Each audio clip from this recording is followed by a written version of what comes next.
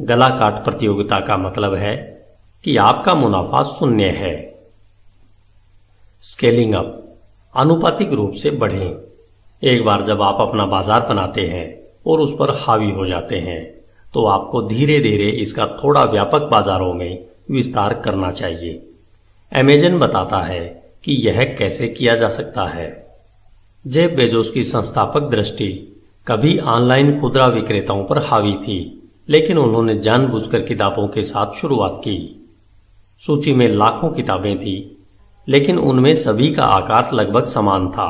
वे ship करने में आसान थी और कुछ सबसे दुर्लभ बेची जाने वाली किताबें कम से कम किसी भी खुदरा स्टोर में रखने से ज्यादा लाभदायक थी, जिसने और ग्राहकों को आकर्षित किया। अमेज़न एक किताबों की दुकान से दूर स्थित किसी के लिए या कुछ मंगाने के लिए प्रमुख समाधान बन गया। अमेज़न के पास दो विकल्प थे, पुस्तकों को पढ़ने वाले लोगों की संख्या का विस्तार करें या समान बाजारों में विस्तार करें। उन्होंने बाद वाले बाजार विकल्पों को चुना, सीडी, वीडियो और सॉफ्टवेयर। अमेज़न ने तब तक चीजों को जोड़ना धीरे धीरे जारी रखा जब तक कि वह दुनिया की सामान्य दुकान नहीं बन गया। इसके नाम ने खुद को कंपनी की स्केलिंग रणनीति को शानदार ढंग से एकीकृत कर दिया। अमेज़न ने अपने नाम के अनुरूप वर्षा वन की जैव विविधता की तरह ही दुनिया की हर किताब को सूचीबद्ध करने के अपने पहले लक्ष्य को पूरा किया और अब यह दुनिया की हर तरह की चीजों के लिए खड़ा है। ईबी ने भी छोटे बाजारों पर हावी होने से शुरुआत की। जब 1995 में उसने अपने नीलामी बाजार को लॉन्च किया, इसे पूरी दुनिया को एक बार में अपनाने की आवश्यकता नहीं थी। इसने बेनी बेबी जैसे तीव्र रुचि समूह के साथ अच्छा काम किया। एक बार जब इसकी बेनी बेबी व्यापार में मोनोपोली हो गई तो ईबे सीधे खिलौनाकारों या औद्योगिक मार्केट्स को सूचीबद्ध करने के लिए इसमें कूद नहीं गया।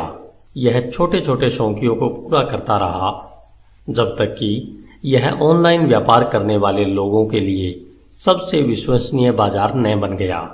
इससे कोई फर्क नहीं पड़ता कि आइटम क्या है। कभी कभी स्केलिंग अप के लिए छिपी बाधाएं भी होती है। हाल ही के वर्षों में ईबे ने सबक सीखा है। सभी बाजारों की तरह नीलामी बाजार खुद को प्राकृतिक मोनोपोली के लिए उधार देता है, क्योंकि खरीदार वहां जाते हैं जहां विक्रेता होते हैं, और इसके विपरीत भी सही है। लेकिन ईबे ने पाया कि नीलामी मॉडल सिक्के और टिकटों जैसे व्यक्तिगत रूप से विशिष्ट उत्पादों के लिए सबसे अच्छा काम करता है। यह कमोडिटी उत्पादों के लिए कम काम करता है। लोग पेंसिल या क्लेनेक्स पर बोली नहीं लगाना चाहते, इसलिए उन्हें अमेज़न से खरीदना अधिक सुविधाजनक है। ईबे के पास अभी भी एक मूल्यवान मोनोपोली है। बाजार सही ढंग से और धीरे धीरे विस्तार करने के लिए अनुमति देता है। सबसे सफल कंपनियां ज्यादा प्रगति करती है। पहले एक विशिष्ट जगह पर हावी होती हैं और फिर समानांतर बाजारों के लिए स्केल अप करती है। उनके संस्थापक कहानी का एक हिस्सा होते हैं। Don't disturb. सिलिकॉन वैली व्यवधान से भ्रमित हो गई है। मूल रूप से व्यवधान कला का एक शब्द है। यह वर्णन करने के लिए कि कैसे एक फर्म कम कीमत पर कम उत्पाद पेश करने के लिए नई तकनीक का उपयोग करती है, समय के साथ उत्पाद को बेहतर बना सकती है और अंततः पुरानी तकनीक का उपयोग कर मौजूदा कंपनियों द्वारा पेश प्रीमियम उत्पादों से टक्कर ले सकती है। यह लगभग तब हुआ जब पीसी के आगमन ने मेन फ्रेम कंप्यूटरों के लिए बाजार में बाधा डाली। पहले पीसी अप्रासंगिक लग रहे थे, फिर वे प्रभावी हो गए। आज मोबाइल डिवाइस पीसी के लिए यही काम कर रहे हैं। हालांकि व्यवधान ने हाल ही में नए रूप में प्रस्तुत किसी भी चीज के लिए एक बज़वर्ड में ट्रांसमोगिफ्ट हो गया है। यह प्रतीत होता है कि यह मामूली मायने रखता है, क्योंकि यह एक एंटरप्रेन्योर की आत्म समझ को स्वाभाविक रूप से प्रतिस्पर्धी तरीके से खराब करता है।